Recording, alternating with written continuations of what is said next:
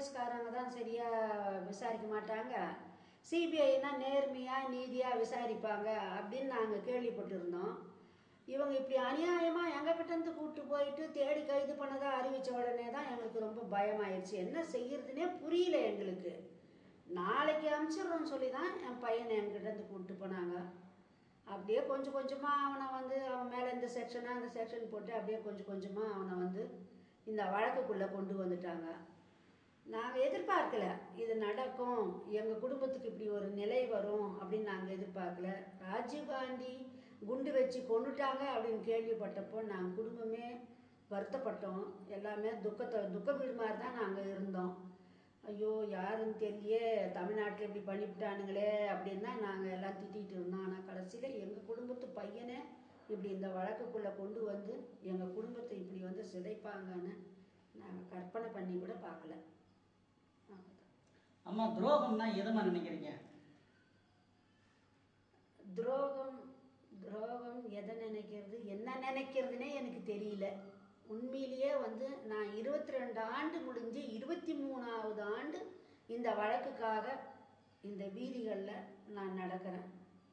ஒவ்வொரு முறையும் ஒவ்வொரு தரப்பாரும் எனக்கு நம்பிக்கை தான் கொடுக்குறாங்க. கண்டிப்பாக உங்கள் பையனை கொண்டு வந்துடுவோமா, உங்கள் பையனை கொண்டு வந்துடுவோம் அப்படின்னு தான். அந்த நம்பிக்கையில் அவங்க பின்னாலேயே போயிட்டுருப்பேன். திடீர்னு அவங்களுக்கு 1000 வேலை இருக்குது, எனக்கு இது ஒரே வேலை. அவங்களே நான் குறை சொல்ல முடியாது. ஆனால் முதல்ல என் பையனை இது மாதிரி விசாரணைன்னு கூட்டின்னு போனதை அதிகாரப்பூர்வமாக அறிவிக்க வேண்டியவங்க அதை பற்றியே கருத்தில் எடுத்துக்காம முதல்ல எங்கள் குடும்பத்துக்கு, எங்கள் இனத்துக்கே, அதாவது எங்கள் வாரிசுகளுக்கே செய்த துரோகங்கள்லாம் வந்து நான் வாயை திறந்து இப்போ சொல்லக்கூடிய நிலைமையில் நான் இல்லை. ஆனால் நிறைய துரோகங்களை தான் நான் சந்திச்சிருக்கேன். அது நடந்திருக்கக்கூடாது, ஆனால் நடந்தது. அது வாய்ப்பு வரும்போது நான் இதை எல்லாருக்குமே வெளிப்படுத்துவேன், நிச்சயமாக வெளிப்படுத்துவேன்.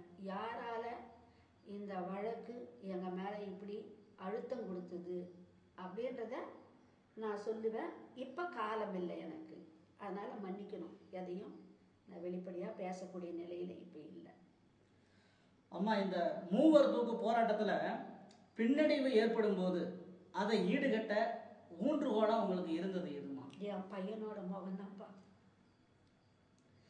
என் பையனை நினைக்கும் போதெல்லாம் எனக்குள்ள எல்லா வலி வேதனைகளையும் நான் மறந்துடுவேன். என் குழந்தைய காப்பாற்றணும், அதுக்கு நாம் வந்து நடமாடித்தான் தீரணும்.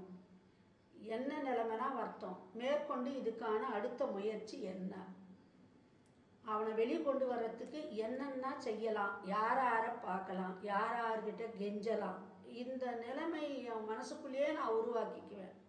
ஆரம்ப காலத்தில் அவனுக்கான இந்த நகல்கள், இந்த வழக்குக்கான நகல்கள்லாம் எடுத்துகிட்டு நான் தான் கொண்டு போய் கொடுத்தேன். எல்லாருக்கும் 26 பேருக்குமான வழக்கு தொடர்பான அந்த நகல்களை நான் ஒருத்தி தான் சுமந்துட்டு போய் கொடுத்துருக்குறேன். எல்லாருக்குமே தெரியும். பூந்தமல்லி வழக்கு நடக்கும்போதெல்லாம் நான் தான் வழக்கு நகல்லாம் கொண்டு போய் கொடுத்துருக்கேன். அப்போ என்னால் இந்த 2 கையிலையும் தோல்லையும் தூக்க முடியாத அளவு தூக்கும்போது எனக்கு அழுகியே வரும். நான் ஜோலார்பேட்டை 2 மணி ராத்திரி 3 மணி ராத்திரிக்கெல்லாம் நான் போய் பேருந்துலேயோ தொடர் வண்டியிலையோ இறங்கி நான் தனிமையில் தான் நடந்து வீட்டுக்கு போனோம். அப்படி போகும்போது இந்த பலுவெல்லாம் தூக்கிக்கிட்டு இது எனக்கு தேவைதானா அப்படின்ற அளவுக்கு சலிக்கிற மாதிரி தான் நான் வந்து நினச்சிப்பேன். ஆனால் உடனே என் குழந்தைய தான் நினச்சிப்பேன். யார் செய்வாங்க அவனுக்கு இந்த வேலையெல்லாம், நம்மளை விட நாம் கண்டிப்பாக செய்யணும், குழந்தைக்காக செய்யணும் அப்படின்ற என் மகனை காப்பாற்றணும் அப்படின்ற அந்த ஒரு எண்ணம் தான் எனக்கு எப்பவுமே உந்து சக்தியாக இருந்திருக்கு. அம்மா, இந்த பிரச்சனை உங்கள் வாழ்க்கையில் என்ன மாதிரி பாதிப்பை ஏற்படுத்தியிருக்குமா? பாதிப்புன்ற வார்த்தையே வந்து சாதாரண வார்த்தைன்ற அளவுக்கு தான் எங்கள் குடும்பம் செழிஞ்சிருக்கு. நாங்கள் எல்லாருமே ஒன்றா இருந்து தான் பழக்கப்பட்டவங்க. சரி, ஒரு நல்ல மாதிரி திருமணம் நடந்தோ, ஒரு வேலை வெட்டிக்கு போயிட்டோ, மகிழ்ச்சியாக இருக்கிறவங்க பிரிஞ்சாங்க அப்படின்னா அது வந்து வரவேற்கக்கூடிய பிரிவு தான். ஆனால் எங்களுக்கு அப்படி நடக்கலை.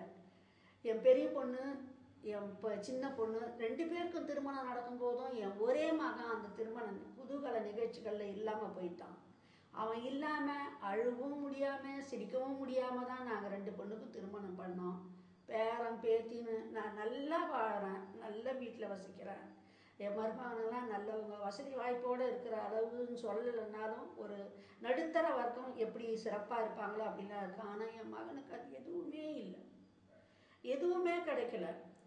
இந்த போன 2011 செப்டம்பர் 9ன்னு முடிவு பண்ணி 30ஆம் தேதி தமிழக அரசு முதல்வர் அம்மாவுக்கு நான் நிறைய நன்றி சொல்லணும்.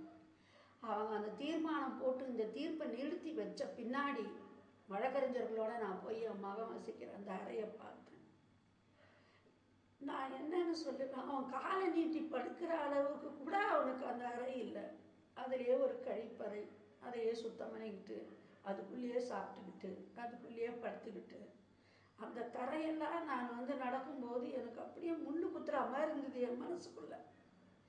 என் பிள்ளை இத்தனை ஆண்டு இந்த மாதிரி வாழ்க்கை வாழறானே, இது இவனுக்கு எதுக்கு இந்த மாதிரி நடந்தது? எனக்கு ஒன்றுமே சொல்ல தோணலை.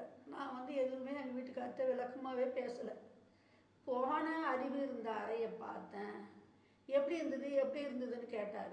எப்படி இருந்தால் என்ன, அவன் இருக்கிறான் சிறைக்குள்ள, நமக்கு எதுக்கு அதை பற்றி அப்படின்னு தான் நான் இன்னைக்கு வரைக்கும் என் துணைவர்கிட்டையோ பசங்கக்கிட்டையோ நான் சொல்லியிருக்கேன். ஆனால் எனக்கு அது நினைக்கும் போதெல்லாம் வருத்தமாக தான் இருக்குது. என் ஊருக்குள்ள அவனுக்கு ஒரு தலைவலின்னா நான் ஒரு தாயாக கவனிச்சிருக்கிறேன்னா, இல்லை அவனுக்கு ஒரு பசி நேரத்துக்கு நான் கவனிச்சதுன்னா என்னால் ஒரு சோறு கொடுக்க முடிஞ்சதா? 22 ஆண்டு என் குழந்தை வலியோட வேதனையோடும் அவன் உள்ளவே கழிச்சிட்டான். எந்த வயசெல்லாம் என் மகன் வெளியே இருக்கணுமோ அதெல்லாம் அவனுக்கு சிறையிலே கழிஞ்சு போச்சு. இதை நினச்சி நாங்கள் காலம் பூரா வேதனைப்பட்டு இருக்கிறோம். 22 ஆண்டு முடிஞ்சு 23ஆவது ஆண்டு நாங்கள் வேதனைப்படுறோம். இதை விட எங்களுக்கு என்ன பாதிப்பு இருக்கு? நிம்மதியாக தூங்க முடியுதா? மனசார சிரிக்க முடியுதா? எந்த நல்ல நிகழ்ச்சியில் போய் உக்காந்தாலும் நெறிஞ்சு முள்ளு மாதிரி மனம் உறுத்துது. நம்ம குழந்தை உள்ள வாழ்றானே, நம்ம குழந்தை இப்படி வெளியே இது மாதிரி ஒரு நிலையை எப்போ கண்ணால் பார்ப்பான், இதெல்லாம் எப்போ அனுபவிப்பான் அப்படின்ற அந்த வேதனை. பொருளாதார பாதிப்பு 22 ஆண்டாகி 23 ஆண்டு ஆகுது. நாங்கள் இது வரைக்கும் எங்கள் குடும்பத்துக்குன்னு யாருக்கிட்டையும் நாங்கள் 10 பைசா உதவி கேட்டதே இல்லை. வழக்குக்கு உதவி செய்யுங்கன்னு தான் நாங்கள் எல்லாருக்கிட்டையுமே சொல்லியிருக்கிறோம். இப்போவும் நாங்கள் தொடர்ந்து எல்லாத்துக்காக வழக்கு போடுறோம், எல்லாத்துக்காக கேள்வி கேட்குறோம். ஒரு மரண தண்டனை சிறைவாசி எனக்கு எப்படி இந்த மரண தண்டனை உறுதிப்படுத்தினாங்க, யார் உறுதிப்படுத்தினாங்க, ஏன் உறுதிப்படுத்தினாங்க, எனக்கு தெரிஞ்சே ஆகணும் அப்படின்னு போராடுற ஒரே ஆளி என் மகனாக தான் இருப்பான். இந்த மரண தண்டனையை எதிர்த்து கண்டிப்பாக குரல் கொடுக்கணும். இது ஒரு அநியாய தண்டனைன்றதுனால ஒரு போராடிக்கிட்டு இருக்கிறான் என் பையன். இதெல்லாம் நினச்சி நான் வேதனைப்பட்டுக்கிட்டு பொருளாதார இழப்பு ஒரு பக்கம், மன நிம்மதி போனது ஒரு பக்கம், எதுவுமே இல்லாமல் நாங்கள் மூளையாக ஒருத்தர் சிதைஞ்சு வாழ்ந்துக்கிட்டு இருக்கிறோம். வாழறோம், பிடிவாதமாக வாழறோம். ஏன்னா அவனை வெளியே கொண்டு வர மட்டும் நாங்கள் வாழ்ந்து ஆகணும், வேறு வழி இல்லைன்றதுனால வாழற மாதிரி வாழ்ந்துக்கிட்டு இருக்கிறோம். வேறு என்ன பாதிப்பு வேணும் எங்களுக்கு? இதை விட நிம்மதி இல்லாத ஒரு வாழ்க்கையை வாழ்ந்துக்கிட்டு இருக்கிற நாங்கள் பாதிப்புன்ற வார்த்தையை என்னென்ன அர்த்தத்தில் சொல்கிறதுன்னு எனக்கு ஒன்றும் விளங்கலை. அம்மா கண்ணை தொடச்சுங்க. இந்த உலகமயமாக்கல் கொள்கைக்கு பிறகு மனித உரிமை, மனித நேயம் என்பது நீர்த்து போயிருக்கிறதா நினைக்கிறீங்களா? நீர்த்து போயிருக்குதுன்ற வார்த்தை கூட மேலும் போக்கான வார்த்தைன்னு தான் நினைக்கிறேன். செத்து போச்சுன்னு தான் சொல்லணும். ஒரு மனிதத்தன்மை செத்த நிலையில தான் இருக்குது. அந்த புதிய பொருளாதார கொள்கை, உலகமயமாக்கல் எல்லாமே வந்த பின்னாடி ஒரு மனிதர்களுக்குள்ள அந்த இரக்க உணர்வு எல்லாமே செத்து போன நிலையில தான் இருக்குது. பணம் காசுன்னு பறக்கிற ஒரு நிலை தான் உருவாயிடுச்சு. யார் யாரை ஏமாற்றிட்டு மேலுக்கு போகலாம் அப்படின்ற அந்த துரோகங்கள் தான் வளர்ந்து போச்சு. எல்லாமே அந்த தேவையில்லைன்ற ஒரு திட்டத்தை கொண்டு இந்த மக்கள், அதுவும் வறுமையில் இருக்கிற மக்கள் மேலே திணிக்கும் போது மக்கள் தவறான வழிக்கு போகிறாங்க. இப்போ நிறைய பேர் தவறு செய்யறதுக்கும் நிறைய குற்றங்கள் நிறைய வர்றதுக்கும் கூட இந்த கொள்கை கூட ஒரு காரணம்னு அறிஞர்கள்லாம் கட்டுரை எழுதியிருக்காங்க. ஆக இந்த கொள்கை நமக்கு தேவையில்லாத கொள்கைன்னு தான் நான் நினைக்கிறேன். அம்மா, இந்த பிரச்சனையை வச்சு அரசுக்கு என்னம்மா சொல்ல விரும்புறீங்க? இந்த மூவர் தூக்கு பிரச்சனையை வச்சு அரசுக்கு என்ன சொல்ல விரும்புறீங்க? முதல்வர் அம்மா ஜெயலலிதா அவங்க வந்து இந்த செப்டம்பர் 9ஆம் தேதி நடக்க இருந்த தூக்க ஆகஸ்ட் 30ஆம் தேதி ஒரு தீர்மானம் கொண்டு வந்து அதை அறிவித்து வந்து இவங்க உயிரை காப்பாற்றினாங்க. காப்பாற்றியும் அவங்க உள்ளவே இருக்காங்க. அதுதான் இப்போ வருத்தமாக இருக்குது. 22 ஆண்டுன்றது ஒருவனோட வாழ்க்கையில், அதுவும் 19 பிறந்து 19 வயசு வரைக்கும் வெளியே இருந்த என் பையன் 19 வயசு முடியாத முன்னையே சிறைக்கு போகிறான். இன்னைக்கு அவனுக்கு 43 வயசு, 42 வயசு தொடங்கி முடிஞ்சு 43 வயசு தொடங்குது. இந்த 22 ஆண்டு கால இளமை அவன் எந்த பருவத்திலலாம் வெளியே இருக்கணுமோ அது எதுவுமே அவனுக்கு கிடைக்கல. இது ஒரு அநியாயம். இப்போ இந்த ராஜீவ் படுகொலை பற்றின பல உண்மைகள் வெளியே வருது. இப்போ ரகவத்மனே வந்து இவங்களுக்கு தூக்கு தேவையில்லைன்னு சொல்கிறாரு. கார்த்திகேயனை இவங்களுக்கு இந்த தண்டனையே போதும்னு சொல்கிறாரு. இவங்க 3 பேருக்கு மரண தண்டனையை உறுதிப்படுத்தின கேடி தாமஸ் வந்து தவறு நடந்துடுச்சின்னு சொல்கிறாரு. இவங்களுக்கு மரண தண்டனை தேவையில்லை, 22 ஆண்டுகள் ஆடு மாடு போல் அடைச்சி வச்சதே கொடும் தண்டனைன்னு சொல்கிறாரு. ஆயிலுனா இத்தனை ஆண்டு ஒரு அரசாங்கம் ஆயிலுன்னு முடிவு பண்ணி இவங்களை விட்டுருக்கலாம் அப்படின்றாரு. இப்படி பலவித கருத்துக்கள் உச்சநீதிமன்றத்திலே மரண தண்டனை குறித்து நிறைய விவாதங்கள் நடக்குது. இப்போ 14 நீதிபதிகள் வந்து தாங்கள் கொடுத்த தீர்ப்பே தவறான தீர்ப்பாக இருக்குமோ அப்படின்னு வருத்தப்படுற நிலையெல்லாம் சமீபத்தில் உருவாச்சு. இந்த மரண தண்டனை காந்தியை பற்றி பேசுகிற, மனித நேயத்தை பற்றி பேசுகிற, இறையாண்மை பற்றி பேசுகிற நம்ம இந்தியா ஏன் பிடிவாதமாக வச்சுட்டு இருக்காங்க? அதுவும் நம்ம இப்போ பிரணாப் முகர்ஜி பதவியேற்ற பின்னாடி நிறைய பேருக்கு தூக்கு உறுதிப்படுத்துகிறாரு. எங்கே போகுது இந்த மனித நேயம், இந்த இறையாண்மை? இதெல்லாம் ஒன்றுமே விளங்கலை. இந்த நிலைமைக்கு போய்கிட்டு இருந்தால், அதாவது அரிதிலும் அரிதான வழக்குக்கு தான் மரண தண்டனைன்னு சொல்கிறாங்க. அந்த அரிதிலும் அரிதான வழக்கு ராஜீவ் கொலை வழக்குன்னு தான் இங்கே தடா நீதிமன்றத்தில் அதை விசாரித்தாங்க.